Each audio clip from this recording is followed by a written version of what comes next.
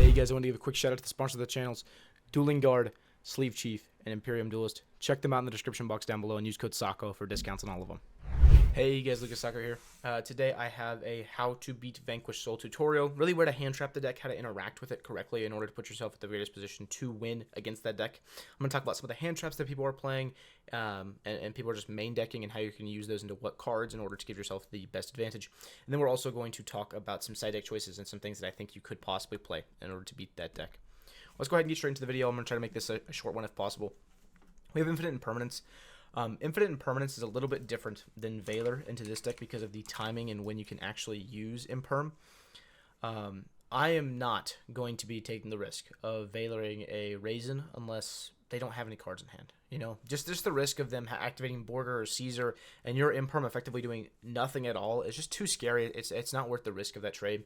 The cool thing with Imperm, though, is that since Imperm can be used in the draw or standby phase, unlike Valor, you can use it on Rock during your turn, which is a lot of the time going to stop them from being able to extend any further.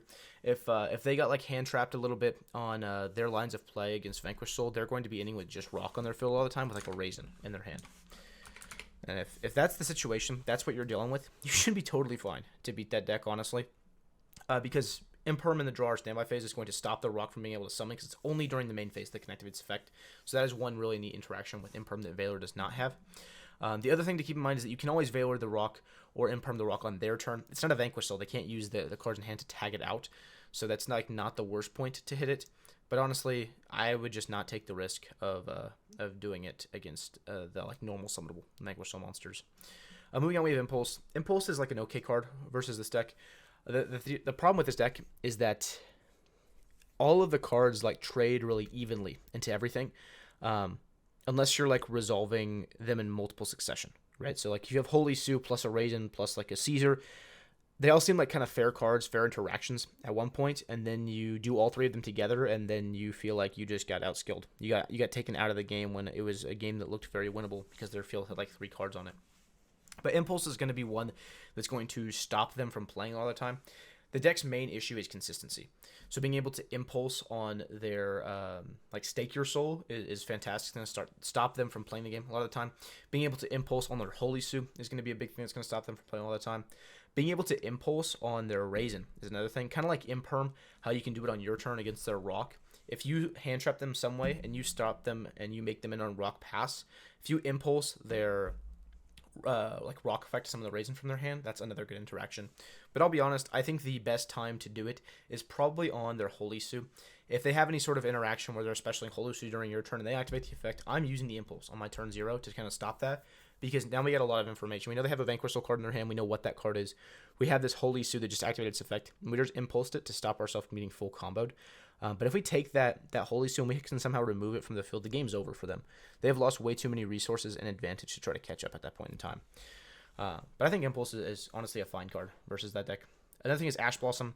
Ash Blossom can hit everything in the deck. Honestly, if they start with normal summon Ryzeal, there's a good chance that I'm just going to Ash you right there, because they don't have that many extenders to play through it from there. They have to have either like Mad Love in their hand or like Holy Sue in their hand with a Dark Monster. It's just cutting off that circulation of their attributes, and they have to have hard drawn them, and it really just puts them on having to hard draw them, which is something that I really like. You can also Ash Blossom their Vanquish or their Stake Your Soul, their Pot of Extravagance, their Pot of Prosperity, any sort of their consistency cards. If you can stop them from playing the game, you obviously are going to win. And like I said, that is the deck's main problem, is playing the game. So just stop them from playing and you'll be good. Droll kind of leans into that as well. A lot of people think this card is like an insane 10 out of 10 versus the deck. It's really not. The only time this card is going to be super effective is when they start with something like Mad Love, something that like gets them to Field Spell, and then Field Spell has to like search to play the game. So Drolling there is good, but if they start with normal summon Ryzeal effect, add Holy Sue, like you feel so bad that you just discard a Droll, because they're getting to basically the same board. The only thing they're losing out on is the trap. Like they're not even losing like a search or anything like that, because they're still going to get to everything. Moving on, we have Fuwalos. I think that Fuwalos is not worth playing against this deck. It'll almost always get you one draw when they go into their Rock. But, I mean, if they have enough attributes, they don't have to even go for the Rock, and you may just discard this card for fun. I think that this card is just not worth playing into that deck. I think you should definitely side it out. But Purulia. Purulia is phenomenal. The deal with Purulia is that you can even keep this card in your deck when you are going first, because you can Purulia them. at the start of your turn when you're going first, it's going to make things like Bystials, which a lot of them are playing like 5 Bystials in their deck. It's going to make them worse because every time they activate a Bystial, you're drawing a card. Holy Sue. They activate that, you're drawing a card. Phantasme. Activate it, you're drawing, right? Some people aren't playing Nib in that deck. Probably shouldn't. But if they do, if for some reason they are playing Nib, you're getting draws every time they use that too. The main thing is that when you do it on your turn, you have a good chance of either diminishing them from trying to interact with you and unfair you out of the game, or you get like the safety of knowing that if they do, you have the chance of getting into an extender against them. It is something that's really cool. Going second into that deck, when they start with normal summon Ryzeal, a lot of the time they are incentivized not to Ash the Purulia because they need the fire attribute. And honestly, in testing versus Vanquish, I've decided that in like 99% of the situations, it's better not to Ash the Purulia. They're probably going to give you 2 draws. And I know it doesn't sound like the most, but if it is 2 draws that they basically can't interact with because they want to hold on to their Ash Blossom, it's pretty good, right? I mean, Pot of Greed's banned for a reason, you know? And then you're also drawing into more Purulias that you could use on your next turn. The other thing with Purulia is if you have 2 Purulias versus that deck, you can drop one on their turn and one on your turn.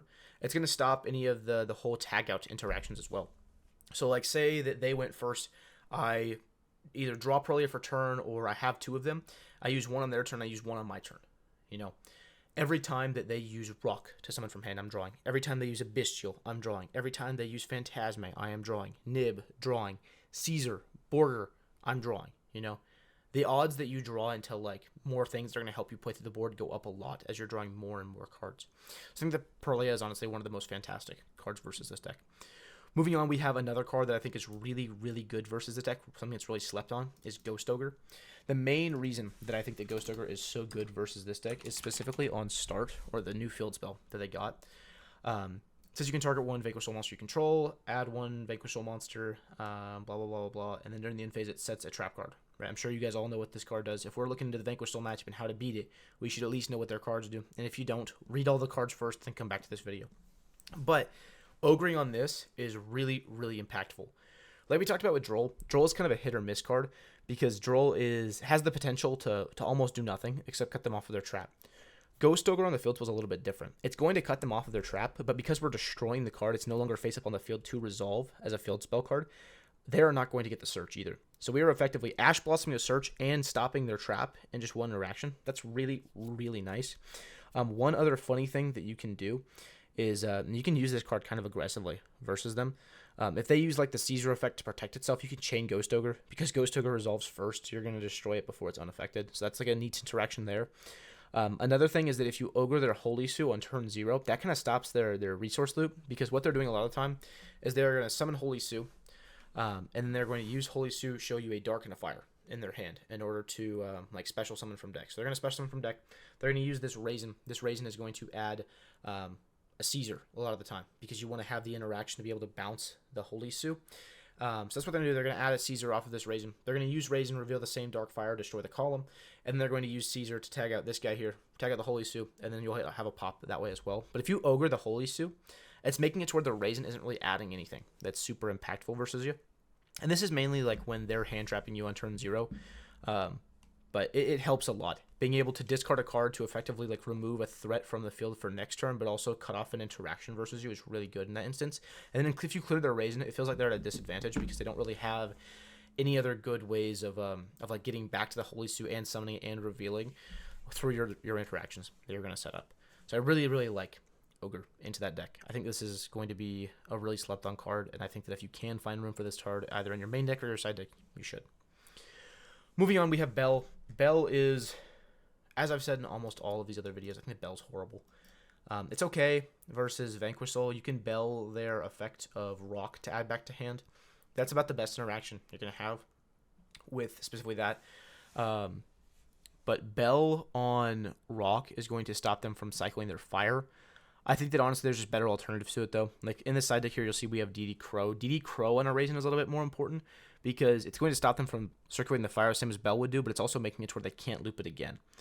So that's something that is definitely like worth considering if you are playing Bell, of where you can Bell. but also like there are better options than Bell into that deck. One other thing I want to talk about real fast, I'm going to go back and talk about Impulse for just a second. The other thing with Impulse is if you don't have to use this into their board, if you don't have to use this like as a hand trap to stop them, if you're using it into their board instead, impulsing on their trap is really, really good because it's going to stop the protection effect. So if you are playing something like Lunalight, where you are trying to like destroy their field and like kill them, you want to impulse their trap. That's the main thing that you want to impulse. I want to talk about that for just a second since I forgot about it earlier. Moving on, we have Bystials. Bystials are okay versus this deck. The main thing is they provide like bodies. They provide presence onto your field.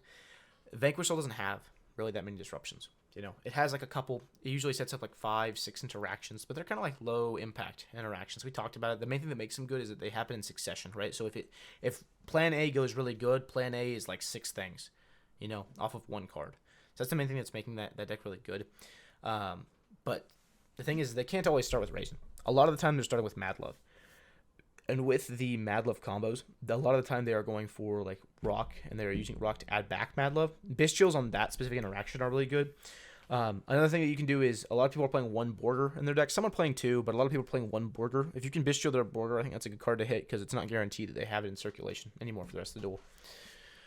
But Bystials are, I give them like a 5 out of 10. They're not fantastic. They're not bad. They're mainly just going to be used as like bodies and board presence into you playing the game. So if you're playing something like Malice or like any Fiendsmith deck, where like that body is really beneficial for you, it's going to be pretty good into that deck.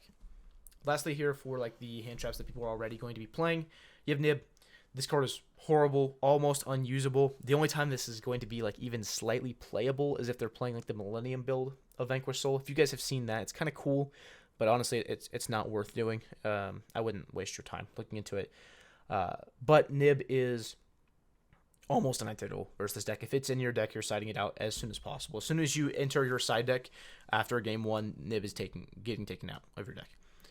Then we have Phantasme. I'm going on to the side deck cards now, cards that are going to be good. We've already talked about DD Crow. I can talk about a few other interactions with it, but we've mainly covered this card. You want to Crow whatever they, like whenever they go Rock and they try to add back, you want to Crow there. That's going to be the best time for it. Hitting their fires, taking their fires out of circulation is just so good. Phantasme. You are almost always going to get it a time to activate Phantasme versus that deck. Now, it may not be the most impactful. You know, you may not be drawing 4 cards off of this like you might against Malice, but looking at the top 2 cards of your deck and deciding that out of these 6 cards, which ones you want to have to play into the board, or which other hand traps you want to try to find to play into this board, and then putting one to put back in your deck, then also getting a top deck for turn and that random Phantasme body is really, really strong, honestly. And here's the deal with Phantasme, is that even though it summons itself on their turn, they can like technically pop it. Whenever they do summon the Rock, you're going to put that Phantasme in the Rock column. That way, if they do have a way to like summon back Raise into the field and try to destroy the column that it's in, they have to blow up their own Rock before they even pass to you, you know? So that's like a cool interaction there, is that even if they want to try to remove the Phantasme body, they're going to lose something out of doing it.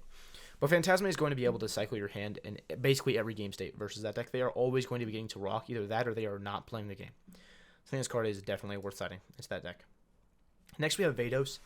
Veidos kind of does the same thing as Ghost Ogre versus that deck.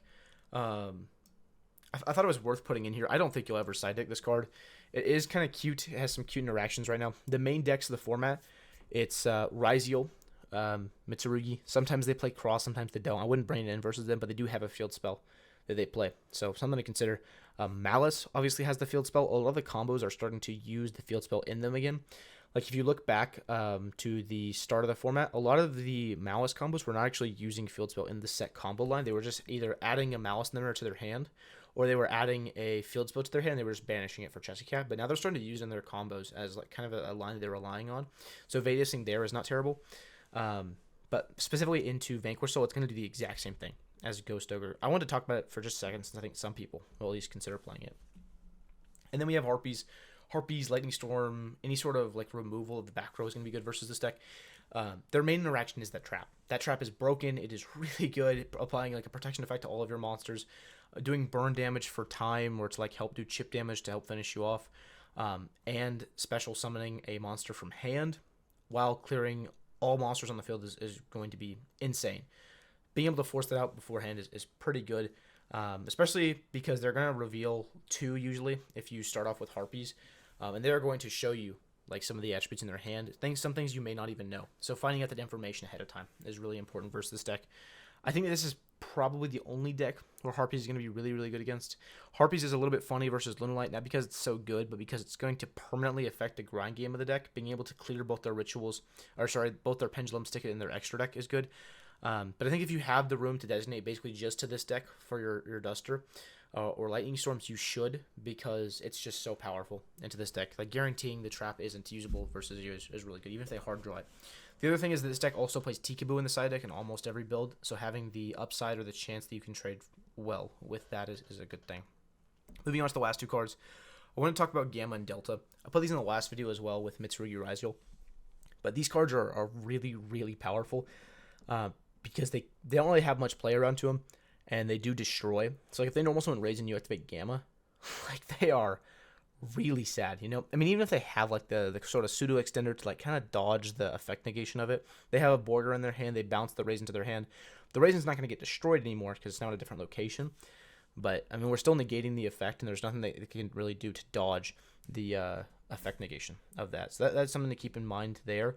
You can also Gamma the Rock. Gammaing the Rock is really funny because it's going to take away the interaction that it has on your turn as well. Gammaing Holy Sue is also another option. Gamming it out of the hand is also something you can do. So if they start their turn with activate Holy Sue special summon itself, and for some reason that you don't even want the Holy Sue to hit the field, you can just Gamma them. That is also an option. But Gamma is just obviously a powerful card. That's why this card is limited. I think that right now Delta has such like an effectiveness into the format that it's worth taking the risk of playing one Gamma, either 2 or 3 Deltas, and a driver in your deck. Moving on to Delta, what Delta can really hit with its effect is we're going to be hitting those consistency cards. So we're going to be hitting Extravagance. We're going to be hitting Pot of Prosperity, the Stake Your Soul. We're going to be looking to hit those main cards. If we don't have the ability to hit those cards because they don't start with them, we can still hit their deck pretty hard. Using Delta on their field spell is a great point of interaction. One thing to keep in mind is that Delta is when your opponent activates a spell card, not spell card effect. So whenever they activate start, you have to go ahead and Delta it there. Most people are playing one, so it doesn't really matter if they have another one because they're not going to have one. It's not in their deck list, you know. But it is something to keep in mind that Delta is going to have a widespread coverage into that deck. That's pretty much all of the things that I want to talk about for this video about how you interact with them, how you're supposed to hand trap, and how you're supposed to beat Vanquish. So if you guys had any other hand traps for like ideas of things you could play into that deck, leave in the comment section down below. I'd love to read through them, hear what you guys think. But if you guys wouldn't mind liking, commenting, and subscribing, I would really appreciate it. And as always, I hope you have an absolutely fantastic day. Thanks.